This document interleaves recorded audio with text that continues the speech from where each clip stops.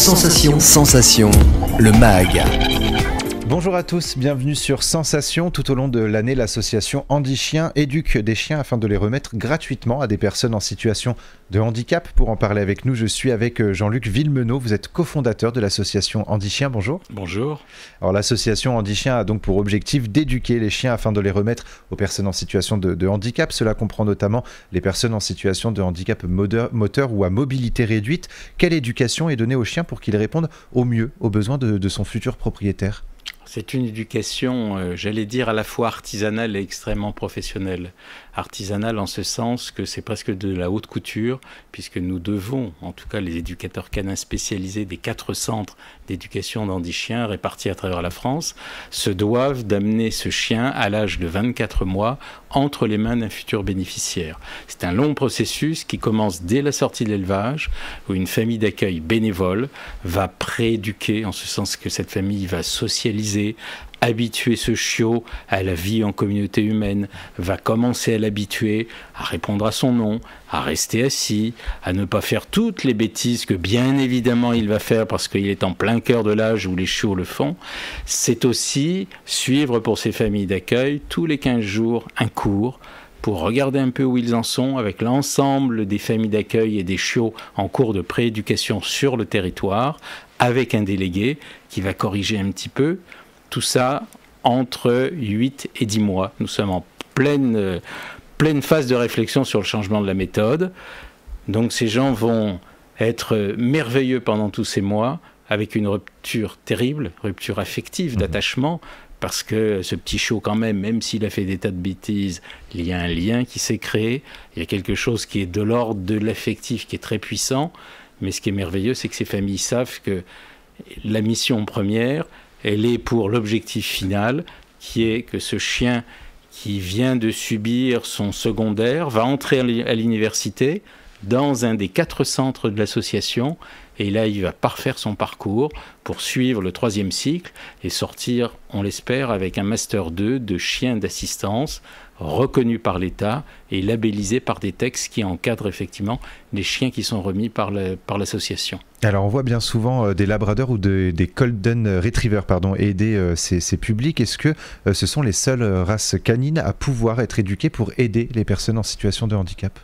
Alors l'origine de ces 2 races, elle est liée au travail que les humains ont fait sur le labrador et le golden retriever en anglais c'est rapporter.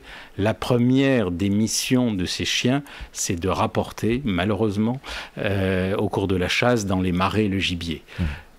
Handi Chien s'est appuyé, il y a plus de 35 ans, notre fondatrice Marie-Claude, sur une méthode. Elle est allée aux États-Unis et nous avons observé ce que faisaient les Américains depuis presque 20 années à cette époque-là, où ils utilisaient ces chiens pour rapporter des objets. Si un jour vous vous mettez dans un fauteuil, je le fais régulièrement, pour me souvenir aussi des missions de l'association.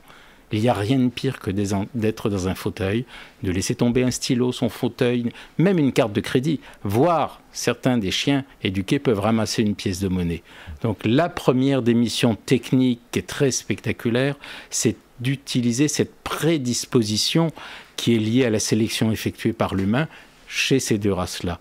Mais derrière sont aussi des races qui ont, en règle générale, sur le plan comportemental, des aptitudes à être extrêmement calmes, à être très attentifs à leur humain de référence. On dit souvent que c'est un humain d'attachement. Et ces capacités-là, tout au long de l'éducation, on va essayer de déceler celles qui sont les plus fortes parmi d'autres, pour en retirer les meilleures qualités, de manière à faire en sorte que ce chien qui arrivera au bout de son éducation pourra correspondre, nous l'espérons au mieux, aux attentes du bénéficiaire auquel il sera remis, je précise, gratuitement. Et dans la rue, nous pouvons parfois voir ces chiens en pleine éducation avec un dossard. Sur ce dossard, il est indiqué qu'il ne faut pas le caresser ou le toucher. Pourquoi c'est important de respecter cette demande ? Alors c'est un vrai débat, et c'est même un vrai débat à titre personnel, parce qu'il y a cette empathie, vous l'avez certainement vécu vous-même.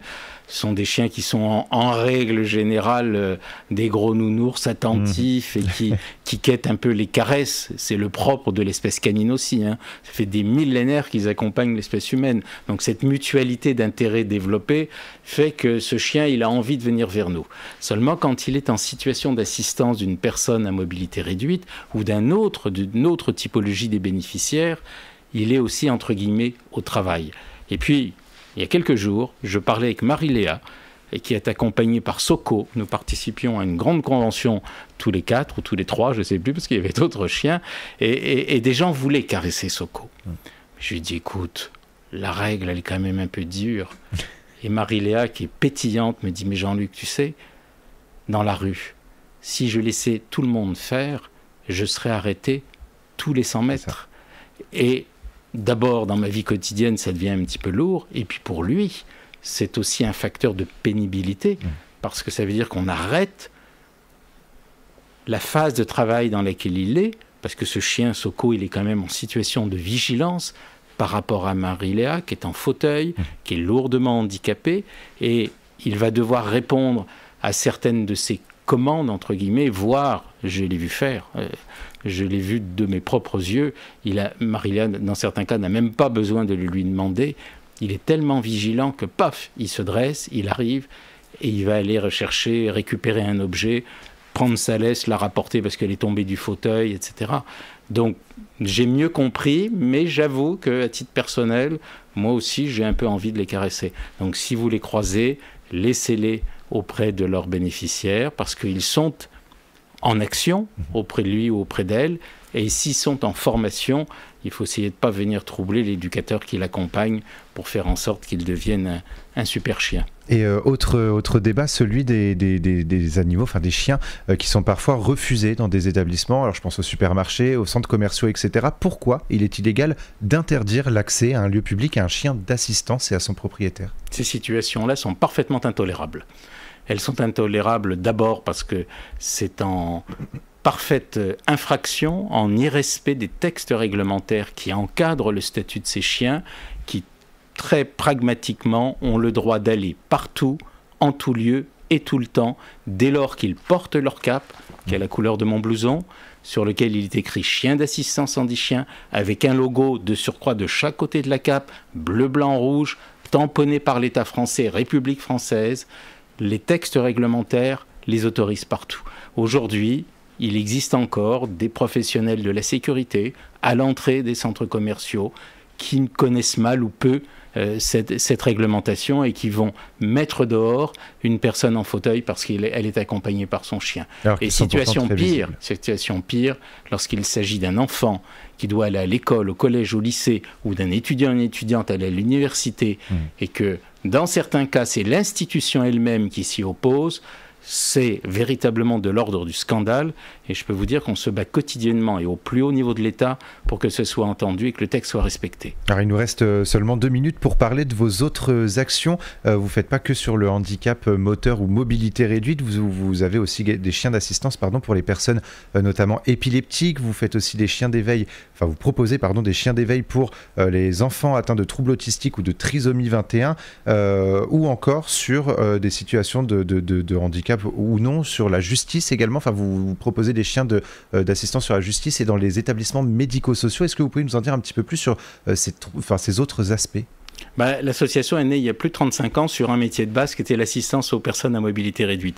Et puis au fil des années, notre fondatrice, elle a fait des recherches-développement et d'autres ont vu la performance de ces chiens et nous ont sollicité pour dire n'y a-t-il pas moyen de les adapter à certaines catégories de bénéficiaires. Donc oui, aujourd'hui, nous avons des chiens qui détectent les crises d'épilepsie chez des malades lourds de cette pathologie.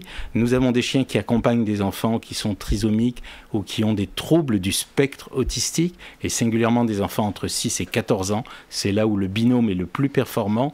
Nous avons aussi aujourd'hui environ 340 chiens dans des structures EHPAD, dont l'un d'entre eux est le seul chien éduqué pour détecter la Covid, une parenthèse. Et puis plus récemment aussi, à la demande des pouvoirs publics, c'est la toute première fois depuis 35 ans qu'Andy Chien existe, le garde des Sceaux a tracé une trajectoire de manière à ce que d'ici à la fin de la mandature, dans chaque juridiction, il y ait un chien d'assistance judiciaire.